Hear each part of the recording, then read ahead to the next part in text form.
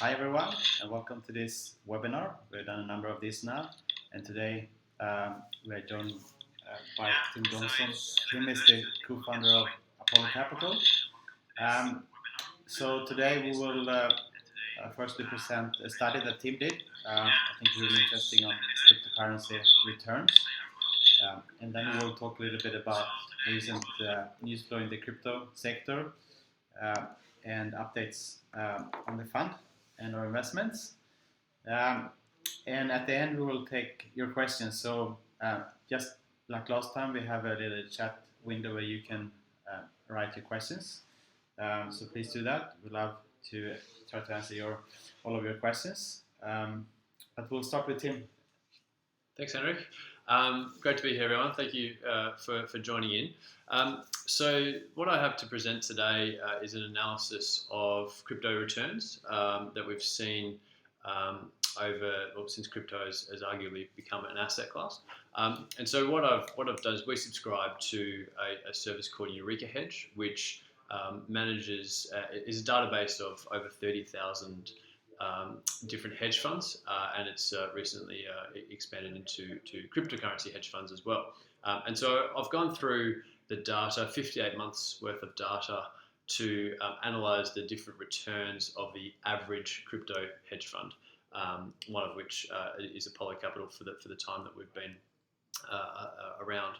It's quite interesting analysis. I actually used to do similar things like this when I used to work in a big industry super fund where, for example, we there had fund managers that used to say they prided themselves on outperforming in down markets and used to sort of say, well, this is what we could expect from our mandate. So what we used to do is we'd go through and say, well, in those down marks, did you actually outperform and by how much? So analysing the returns or a return data series can be quite interesting.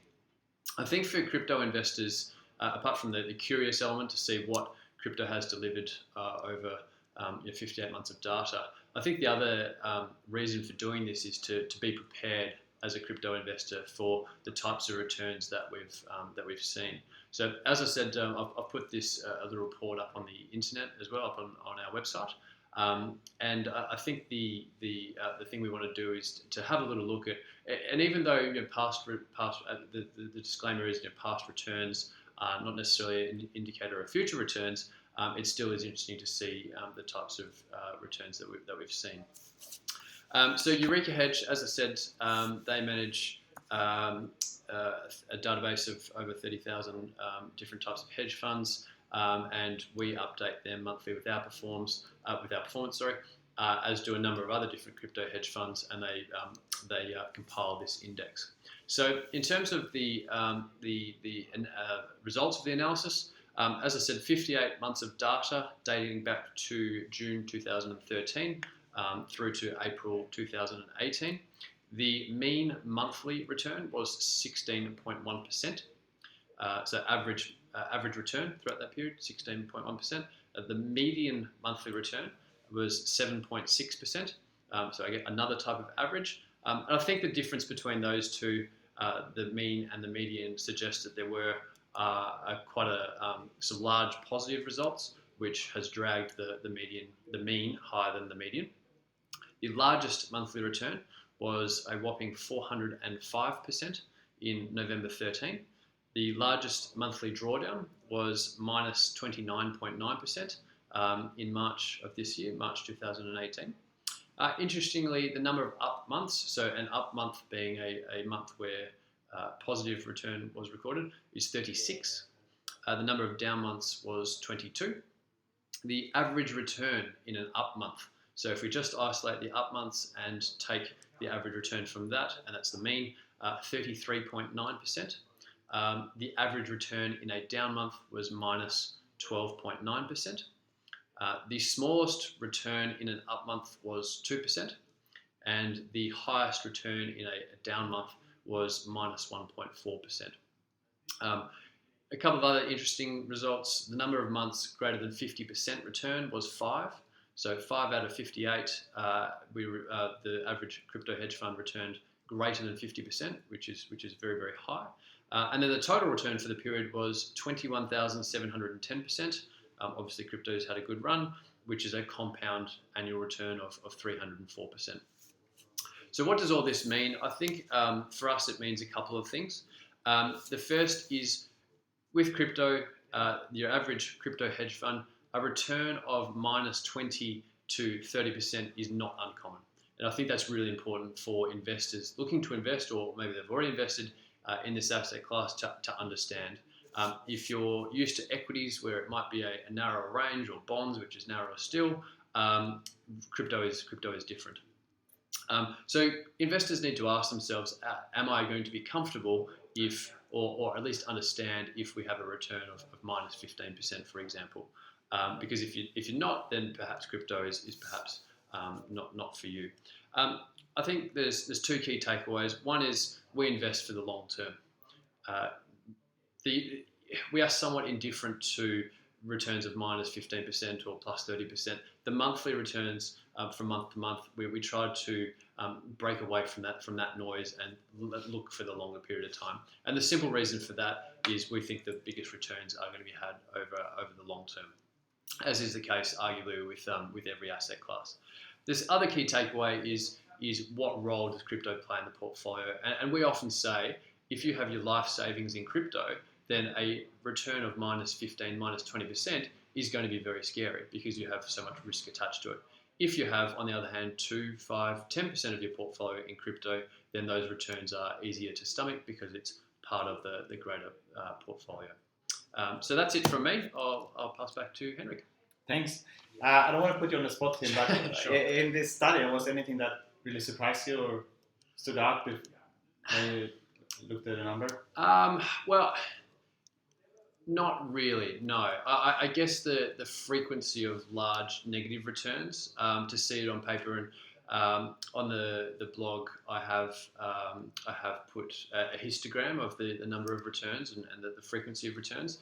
I think to see the large number of negative returns is quite interesting. We know that crypto is volatile, but to see that it does happen quite frequently, I think myself as an investor in the fund and as obviously part of the team running the fund, you just really do need to appreciate that. Very good. Super interesting. The annual average return 300%.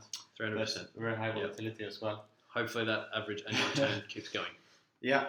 So maybe just a few words what we do. Most of you tuning in probably know what we are doing already, but just a couple of words. So we actively manage a crypto fund out of Melbourne, Australia, and we have a fund open to wholesale investors only. We think that you need to diversify in this sector, build a portfolio of diversified assets in different sectors that we think will capture most of the value going forward. It's all about network effect and technology, and we have a team approach in kind of researching and managing this portfolio and keeping the crypto assets safe. So that's just a couple of words on what we do. We have a lot of material online on apollocap.io. We have Tim's article there, and we try to produce a lot of articles on Medium. We are active on Twitter and LinkedIn and so on. And I think last month, I would say, we have produced a lot of material. So please visit our website. Just want to highlight a couple of things that we have seen news-wise the last month, I would say, since the last webinar we did. I think one of the most interesting pieces of news is what came out of the US last week. We had the SEC in the US, the regulator there, in a speech, I think at the Yahoo Summit. We had the Director of Corporate Finance at SEC. For the first time ever, SEC then announced that Ethereum, the second largest cryptocurrency, is not a security. It's a virtual currency, just like Bitcoin. And I think this is important because one thing is that investors in crypto assets want more certainty when it comes to regulation. And now finally we have certainty that Ethereum is not a security. It's a virtual currency, just like Bitcoin. We also learned what they are looking at when they're assessing crypto assets, and we learned that one of the key metrics they look at is the level of decentralization. So Ethereum, as an example, is quite decentralized. You don't have a central party that is controlling the network. Um, we also learned that a crypto asset can move from being a security to being more like a utility token or money. Probably at the ICO stage, Ethereum was a security, um, but now it's not. So I think that's important as well. If you have an organization behind a crypto asset, that organization can sort of melt away, and we can have an open, decentralized network like Ethereum and Bitcoin. Um, it's also interesting what they did not say. So they clearly said that Ethereum and Bitcoin are not securities, and they specified what they are looking at in assessing this. But then, of course, you start wondering about some of the other crypto assets that might be more centralized crypto assets like Ripple, for example, where you have a company quite close tied to XRP that might be a security. I think overall it's good news, and I think it's good news with regards to our investment thesis. We focus on the crypto assets that are open source, that are decentralized. We think one of the main benefits with this technology is the decentralization. So that's what we have focused our efforts. So it really, I think, reinforces our investment thesis in crypto assets. From an Australian standpoint, I think this is important as well. If you look at the Howard test in the US, that's the test to determine what is a security in the US. It's quite similar to what determines what is a managed investment scheme in the US. I think there are quite a bit of similarities between the regulation. This becomes important when it comes to ICOs as well. The SEC chairman recently said that all the ICOs they've looked at have been securities, and some of the ICOs crossing our desks are now structured as securities and only open to accredited investors under an exemption from the securities regulation. So that's what we're seeing in the market right now. So that's really groundbreaking news from the US last week. And I think mainly on the positive side, we have certainty now about Ethereum and Bitcoin at least, and we know what they're looking at. So that's pretty good news, I think. Wanted to also mention one of our latest investments, Decred. Decred is in the top 30, I would say, crypto assets. Decred is a currency store of value quite similar to Bitcoin. So they started in 2016, the Decred network. The developers behind Decred originally worked on the Bitcoin client. They developed the alternative Bitcoin client in the language Go. Bitcoin client is developed in C++. But they also changed a few other things. So Decred is using a hybrid proof of work, proof of stake. And what this means is that they have built the system with on-chain governance. There is a development fund, and 10% of the mining rewards goes to that development fund. Stakeholders in the network can propose what to use with this development fund. So this is a way to govern the network, and for people to agree on how to upgrade the network going forward. We think that Decred will, in the near term, work on an SPV wallet that will be important for a mobile. They will work on privacy. Decred team or someone put out a proposal for a decentralized exchange based on something called atomic swaps. That's really exciting technology. We think now they have the funding to work on these interesting projects because they have another governance structure than many other crypto assets. So Decred is known for having some of the best developers in the world. One of the core contributors happens to be here in Melbourne, Australia, and we recently interviewed Joshua Bursky,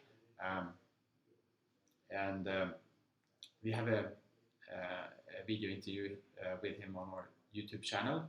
So check that out. I think this is a really interesting project and the latest new addition to our portfolio. I'll make one last comment before we move to Q&A, so please be ready with your questions. And that is, again, coming back to institutional investors. I think regulatory clarity is important, and that's what we partly got from SEC last week.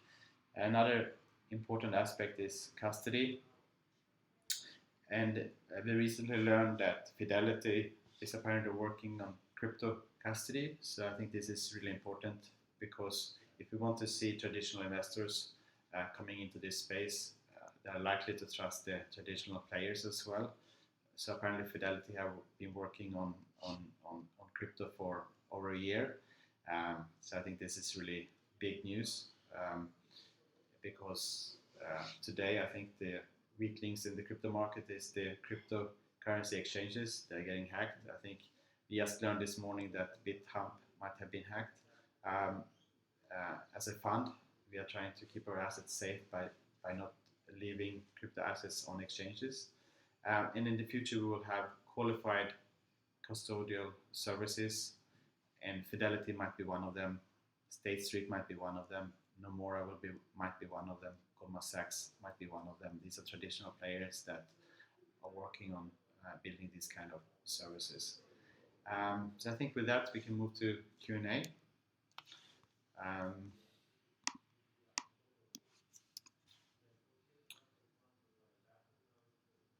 We got one comment on Decred. Nicely done. When did you get in?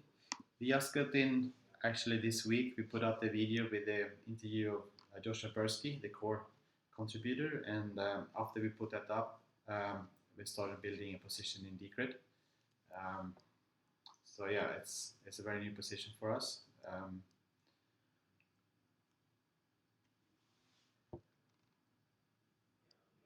Before you invest in a crypto blockchain, what do you look for? So I think investing in crypto compared to traditional assets are different in a few ways. One way is that the cryptocurrency asset space are mostly open source. So when we invest in open source, that means it's much easier for other projects to copy technology. Not as easy as Control-C, Control-V, but it's another level of ease in kind of adopting technology from other projects. That means that the network effect becomes so much more important. So we're looking at the network effect, and we're looking for technology that cannot easily be copied. So if you look at Ethereum, for example, they're using currently a proof of work consensus algorithm. They're moving to a hybrid system, but they are unlikely to adopt something like EOS. EOS is recently launched. They are using a delegated proof of stake system, much more centralized, around 21 block producers. So they're optimizing on different variables. We think there will be several winners long term. There probably will be a limited number of winners in, for example, the smart contract platform ecosystem, but there will be winners based on throughput speed, based on privacy, based on censorship resistance, basically networks optimizing on different variables. So that's how we think about it. Does the crypto asset offer something unique that cannot be easily forked? And what is the network effect around this crypto asset? These are some of the things we're looking at when we diversify between these different verticals or sectors. Got another question from Eric, it appears. Thanks for the question, Eric. What did you make of the BitThumb hack? Yeah, so I think I just saw that news half an hour ago or so. I think the good thing is that these exchanges are so profitable. So I think they just announced on Twitter, I just saw it half an hour ago, that apparently $13 million has been stolen from BitHump, one of the largest exchanges in South Korea. I think BitHump made something like $400 million last year, so $30 million might be less than a month profitability for BitHump. On Twitter, they already announced that they will make users whole.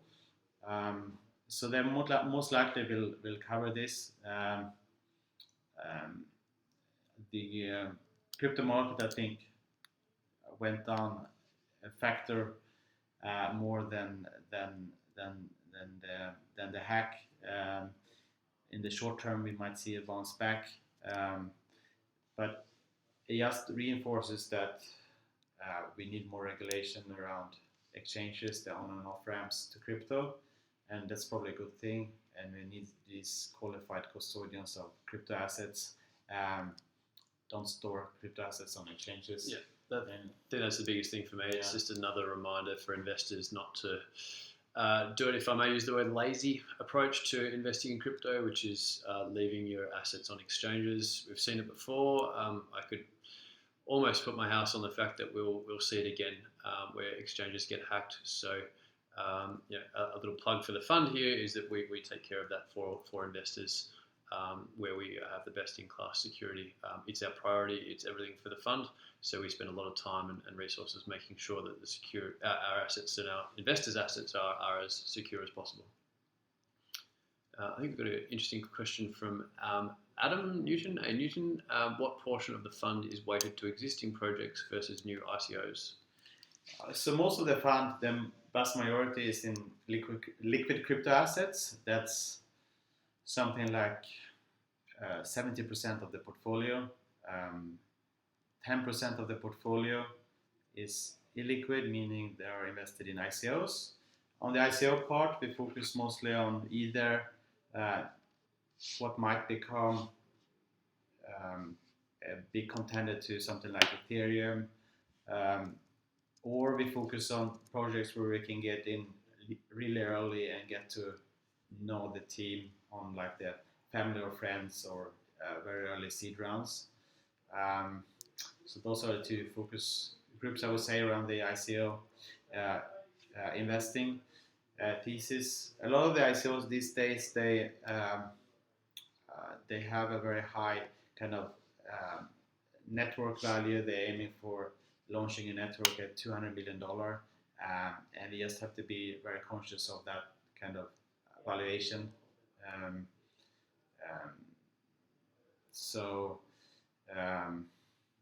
We are looking at a lot of projects, and we recently made, I think, 2 new ICO investments.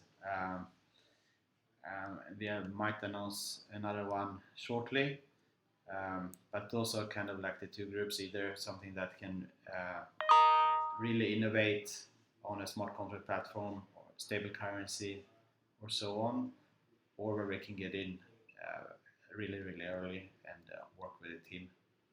I think the other thing there is to give you the inside view from people behind a fund is we are inundated with founders and people involved in startups that are running ICOs.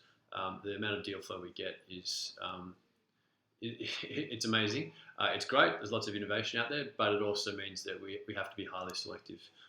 So every morning I'll wake up, we'll get a submission from someone through the website who's introduced themselves with some new ICO, and every time we log into LinkedIn, there's someone else who wants to connect with us because they have some ICO. So that's fantastic. There's lots happening, but it's our job to be highly selective and make sure we're investing in the ones that we think have the most potential. You got one interesting question as well. The market has been very volatile the last few weeks. What do you believe the drivers of this are? Hacks, tax selling, manipulation, Mt. Gox selling? Yeah, I think the market hasn't been more volatile the last few weeks than before that. The crypto market has always been super volatile. So I think nothing new. I don't think the volatility is higher now than before. That's the first comment. In the short term, the market is driven by this kind of news flow. What is the SEC saying? Is there a hack? Mt. Gox moving their coins. New reports about Bitcoin being manipulated, etc. This is kind of like the short-term news flow that is driving the market. I think in the long term, the next wave up, I think, will be driven by institutional investors coming into the market. It might be driven by announcements that they have an Ethereum future, that an ETF is getting listed, those kind of announcements. Do you see any question? One more. We might take one more, and then I think we're about half an hour up. So, what metrics do you look for when investing in early stage startups or ICOs? Yeah, you have a lot of experience investing in startups as well. It's very similar to traditional VC investing, I think. Yeah, so I'm not sure if the question relates more to startups in a traditional sense or ICOs. I can talk about the startup side of things, given my background, and then Henrik, maybe you can talk about the ICO. And there is a fair bit of overlap, but in terms of metrics, often that word means financial metrics or numbers. In a startup sense, I think of things in terms of that risk curve. So the longer something's been around, and the more I guess metrics it has in terms of revenue or users or downloads or traffic to a website, the de-risked the project is. If you compare that to something which is just the back of an envelope idea. When it's a back of an envelope idea, everyone, particularly, thank you, just clarified the crypto startups, but when it's a back of an envelope idea, obviously everyone thinks, or the founder generally thinks, that it's going to be a fantastic project which is going to revolutionize the world or be highly successful. But most founders think that, which is fantastic. They need that optimism. But in terms of metrics for metrics just de-risk it in the sense that if you have some revenue or you have some users, then it's not just the founder who thinks it's a fantastic idea, but the market thinks it's a fantastic idea as well. But I'll throw back to you, Henrik, and you can talk about it from an ICO point of view. Yeah, so from a crypto standpoint, one of the things we look for is the need of using this technology. If someone is doing an ICO just because they think it's an easy way to raise a lot of money, that's really not interesting for us. We think blockchain has some key characteristics, and those are permissionless, trustless, and censorship resistant. Those are kind of like the unique properties of cryptocurrencies. And if you don't need kind of one of those or two of those or all three, then it's not really interesting for us. So that's like the first metric, and we can use that framework to basically sort out a lot of the ICOs that come across our desk. And then it comes down to the team, I think. Yeah. And to add to that, I think that's the one great crossover between an ICO startup and a traditional startup is they're both generally very early, and so you're really backing a team to transition from something that's early, perhaps has some good metrics pointing in the right direction, and transition that to a successful venture, whether that be ICO or traditional business. So I think the same could be said of the crypto space more generally. One thing that we see quite often is we know there are a lot of very, very smart people working in crypto, and that's where innovation is going to come from. And when you compare it back to the internet when the internet was commercialized back in the early 90s, it was a similar thing where we weren't sure what was happening and could you purchase off e-commerce, was it safe? But what we were sure of is there's a lot of smart people, there was a technological breakthrough, and there was a lot of innovation happening. And so I think with an early stage startup or ICO, you're backing a team to transition and that innovation into something which is going to flourish. Yeah, and probably the final piece of that puzzle is the token economics, yes, the valuation. Good point. So that has to be right as well. And has the team thought about that? Those are kind of like the questions we ask the team and ourselves. So maybe that wrap this webinar up. We just a reminder, we are putting out a lot of content across social media and our website. So please tune into our website apollocap.io for our latest updates. And we'll see you soon again. Bye. Bye.